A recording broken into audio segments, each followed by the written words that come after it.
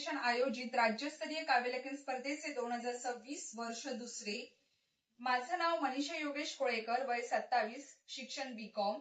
शीर्षक आहे पुन्हा एकदा नव्याने. हिरव्यागार सृष्टीत आज मनही हिरवीगार झाली, एकोप्यात सारी सृष्टी नाहून गेली.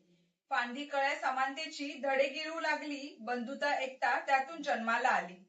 लिंग धर्म जात विसरून उभी राहिली, भेदभावाचं नाव काढता गवतेही बहिरी झाली. काळ्या कुट्या अंधाराने त्या सृष्टीत जणू नजर लावली, माणसंच माणसाची मोठी दुश्मन झाली.